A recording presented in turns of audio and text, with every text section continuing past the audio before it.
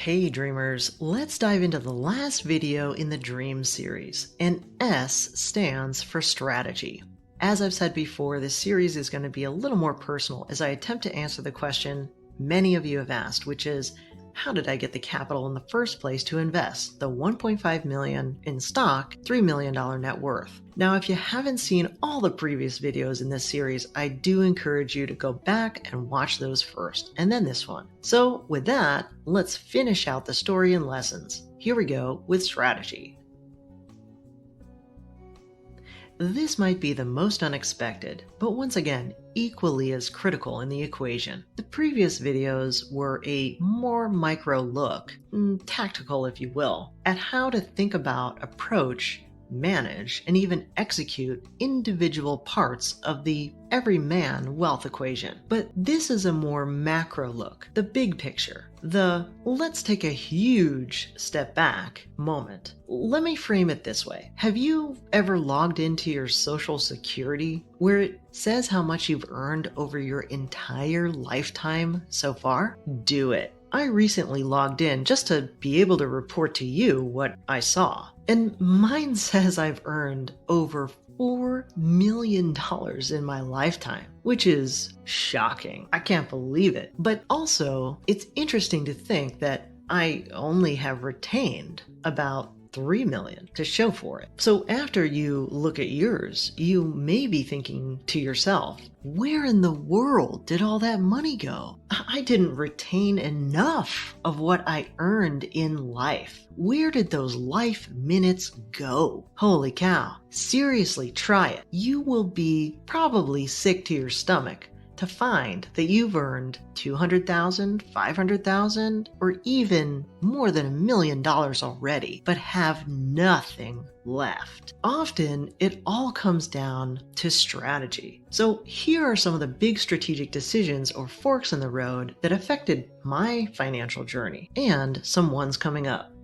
One big decision is to have kids or not. I decided early on not to. And this is a personal choice, but also a real financial one. On average, on the low end, the cost of one child is about $200,000 plus over the course of their childhood to get to 18. So that's a big decision. If you have 5 kids, you're in for at least minimum $1 million of cost right there. A second decision is geography. Personally, I made a real financial decision to move south from north, and I was shocked at the cost difference. That cost difference has greatly impacted my savings on pretty much everything every day. Another big life decision I made was to save early, spend later. I was much more frugal in my 20s and early 30s until I got to my late 30s and now 40s, where I have a lot more choices. Another big decision is to pursue get rich quick versus get rich slow strategies. I've always focused on the more conservative but more guaranteed methods, and some folks I know have wasted a lot of time and energy and mental emotional bandwidth on get rich quick strategies. And quite honestly, some of those strategies have left those folks with nothing and actually pretty far behind. Another big decision I made was working for myself versus others. And that's something I've done for, at this point, almost half of my career. This is a big one, and it definitely takes bravery, creativity, and gumption. But check this out. I've been able to put money into a SEP IRA that has enabled me to put away about $50,000 every single year tax-free, and that's a major tax cheat. Another big decision, and this is going to sound obvious, but it's really not, is whether or not you change your mind often. Changing your mind often without a plan equals what I call transaction costs. Here's what I mean. Let's say you marry young or quickly, and then later have to get out of it. You are going to have transaction costs, both going in and out of that marriage. Think about the cost of the wedding and the cost of that divorce. Now, I personally married later in life, despite offers earlier.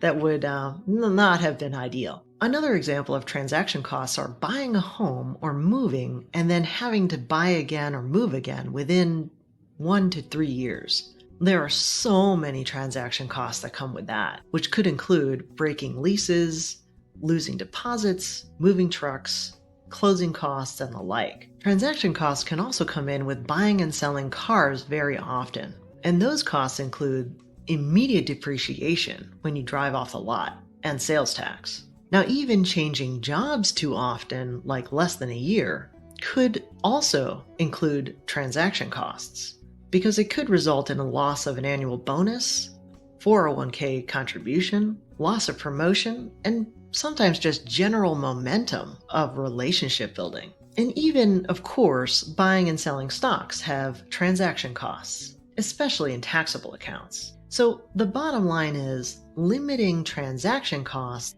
is another way to avoid the chutes in the game of chutes and ladders. And that brings me to the last decision. Are you ready for it? This is the decision when you look in the mirror where you say, yes, this is going to be your life. You are going to have money. That is attainable, and that you are a person who is going to make this happen. Believe it or not, that is a big decision. It's the difference between you committing or not. It's the difference between you learning or not. This is a key mental decision. Now, for me, I had no choice, no other option. And quite honestly, sometimes when you do have an option, it can work against you because you're not as committed to the cause. So I ask you, which is it for you? Do you believe it? Are you committed to it? Because that could be the biggest decision of your financial wealth journey. Okay, so what's coming up for me? Well, more big strategic decisions, and they include things like, am I going to continue to throttle working, or am I going to stop working altogether? And how would that affect the rest of my life financially, since I'm only in my mid-40s? Another big decision is to potentially downsize from the pretty big house that I'm living in right now, and if so, when might I do that? Another big decision is whether or not to buy that beach house. And if I do, could I rent it out part of the time? And as you probably have seen in a previous video, whether or not and when I might do an SEPP release for early retirement. And lastly, what do I want to continue to do with the dividend dream? Maybe I should expand by offering coaching chat sessions. Let me know if you'd be up for something like that in the comments. Well, that's it for the Dream Series. Let me know what you thought of the series with a comment below. I just want to say I really appreciate you guys and hope that this has been helpful. It's my earnest answer to the common question of how I got to be a millionaire. Thanks for spending time with me today. And as a reminder, I'm not a financial advisor, so keep in mind these videos are for entertainment and inspiration only. I'll see you on the flip side.